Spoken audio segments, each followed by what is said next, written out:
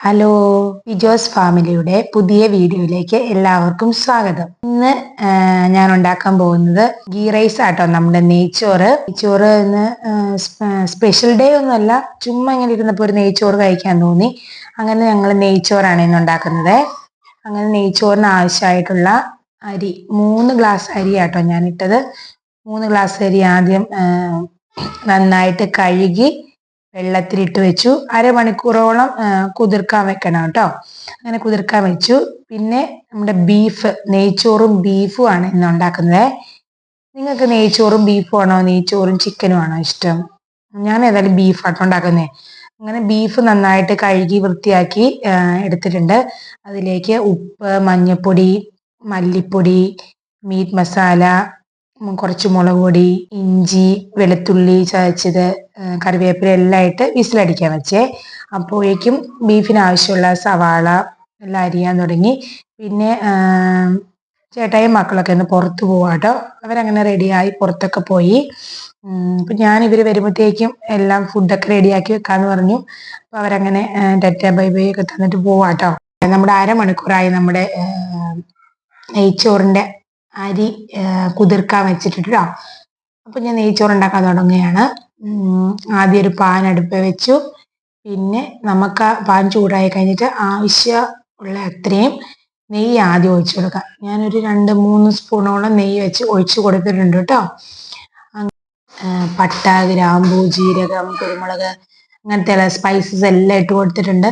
അങ്ങനെ സ്പൈസസ് എല്ലാം ഒന്ന് പൊട്ടി വരുമ്പോൾ നന്നായിട്ട് കനം കുറച്ചരിഞ്ഞ ഒരു സവാള, ഒരു ചെറിയ സവാള കേട്ടോ, ചെറിയ സവാള ഞാൻ ഇട്ട് കൊടുക്കുന്നുണ്ട്.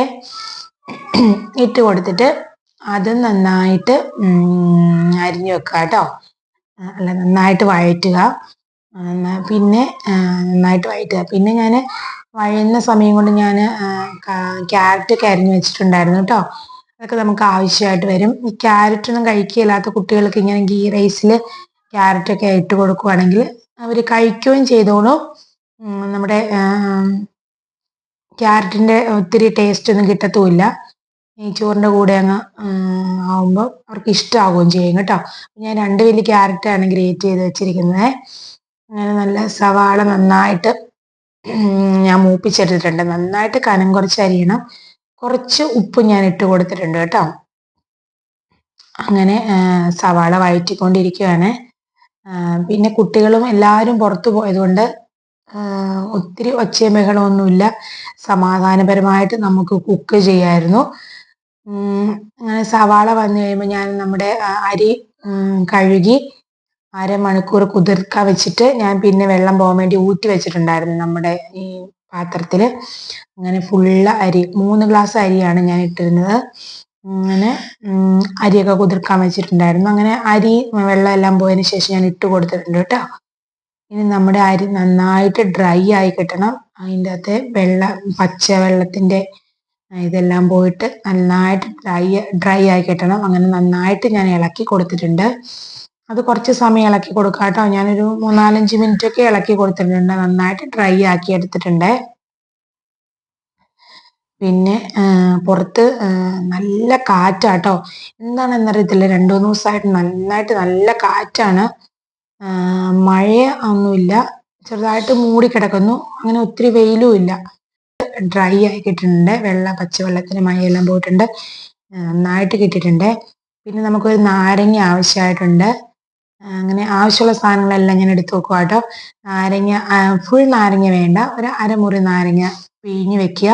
പിന്നെ ഈ വെള്ളം ഞാൻ 3 ഗ്ലാസ് അരി ആയതുകൊണ്ട് 6 ഗ്ലാസ് വെള്ളമാട്ടോ എടുത്തിരിക്കുന്നത്.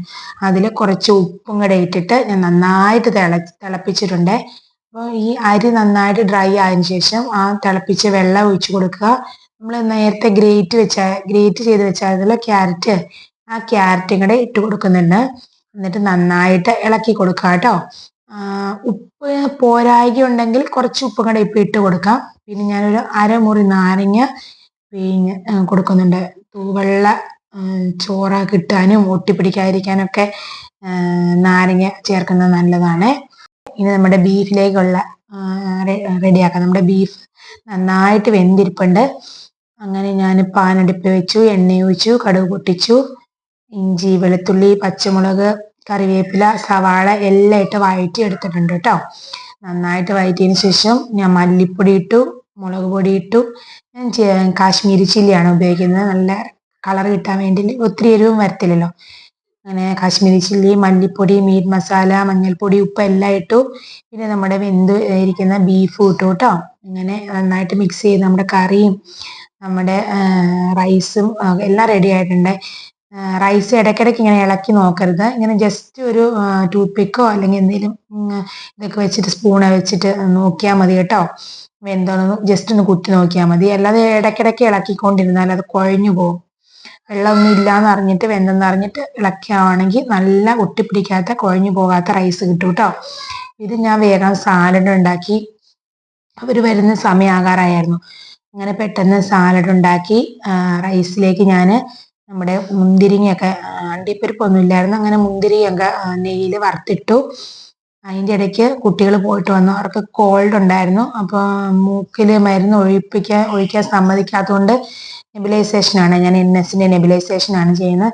2 പേർക്കും കോൾഡാണ്. അപ്പോൾ 2 പേർക്കും നെബുലൈസേഷനൊക്കെ ചെയ്തു.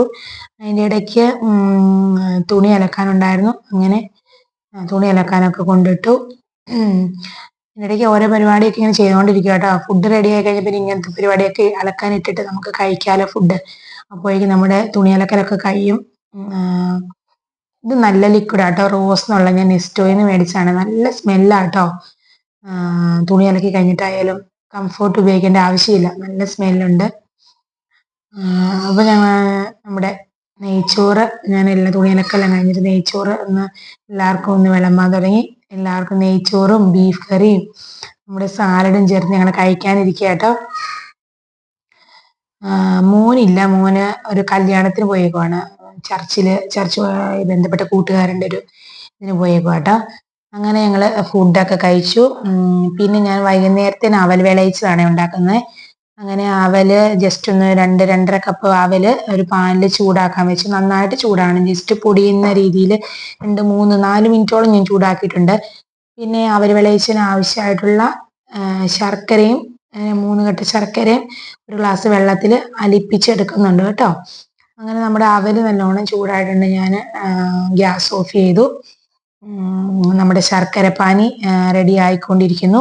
അങ്ങനെ ശർക്കരപ്പാനി റെഡിയായി. ഞാൻ തേങ്ങ ജസ്റ്റ് ഒന്ന് ചൂടാക്കി എടുക്കാനാണ്. ജസ്റ്റ് ഒന്ന് തേങ്ങ ചൂടാക്കി എടുത്തു. പിന്നെ നമ്മുടെ തേങ്ങയിലേക്ക് നമ്മൾ ശർക്കരപ്പാനി ഉണ്ടാക്കി വെച്ചിരിക്കുന്നത് ഒഴിച്ചു കേട്ടോ. അതവിടെ കിടന്ന് മിക്സ് ആയപ്പോഴേക്കും ഞാൻ പെട്ടെന്ന് ചായ ഉണ്ടാക്കി. ഏലക്കയും ഇഞ്ചിയൊക്കെ ഇട്ട ചായ കേട്ടോ. പിന്നെ നമ്മുടെ തേങ്ങയും ശർക്കരപ്പാനി അവലും കൂടെ നന്നായിട്ട് മിക്സ് ചെയ്തു. പിന്നെ ഞാൻ അവൽ വിളയിച്ചതിനകത്തേക്ക് നെയ്യിൽ നമ്മുടെ മുന്തിരിയില്ലേ, ഉണക്ക മുന്തിരി വറുത്തിടുന്നുണ്ട് കേട്ടോ. അങ്ങനെയൊക്കെ വറുത്തിട്ടാൽ നല്ല ടേസ്റ്റാണ്. അങ്ങനെ വറുത്തിടുന്നുണ്ട്. നമ്മുടെ ഉണക്ക മുന്തിരിയും നെയ്യും എല്ലാം കൂടെ നമ്മുടെ അവലിലേക്ക് മിക്സ് ചെയ്തു. എല്ലാം കൂടെ നിന്ന് മിക്സ് ചെയ്തെടുത്തു. കുറച്ച് നാൾ, 1-2 ആഴ്ചയൊക്കെ കേടാകാതിരിക്കട്ടെ അവൽ വിളയിച്ചത്. പക്ഷെ ഇവിടെ അത്രയും നാളൊന്നും ഇരിക്കത്തില്ല, പെട്ടെന്ന് ഞങ്ങൾ കഴിച്ച് കഴിയും. അങ്ങനെ നല്ല ടേസ്റ്റ് ഉണ്ടായിരുന്നു കേട്ടോ ഇങ്ങനെ അവൽ വിളയിച്ച് ഉണ്ടാക്കിയിട്ട്. അവൽ നനയ്ക്കുന്നേക്കാളും ഇഷ്ടം ഇങ്ങനെ അവൽ വിളയിച്ചിട്ട് കഴിക്കാനാണ്. ഇതിൻ്റെ കൂടെ നമ്മൾ പഴമൊക്കെ ചെറുതായിട്ട് കട്ട് ചെയ്തിട്ട് പഴം കൂട്ടി കഴിച്ചാലും നല്ല ടേസ്റ്റ് ആട്ടോ. അല്ലാതെ ഈ അവൽ വിളയിക്കാതെ പഴം തേങ്ങയും മാത്രം ഇട്ട് മിക്സ് ചെയ്ത് കഴിക്കുന്നതിനും ടേസ്റ്റാണ്. നിങ്ങളുടെ വീഡിയോ ഇഷ്ടപ്പെട്ടാൽ ഷെയർ ചെയ്യണേ, ലൈക്ക് ചെയ്യണേ, കമൻറ്റ് ചെയ്യണേ, സബ്സ്ക്രൈബ് ചെയ്യണേ. വേറെ വീഡിയോ ആയിട്ട് വീണ്ടും കാണാം. അതുവരെ ഓക്കെ, ബൈ.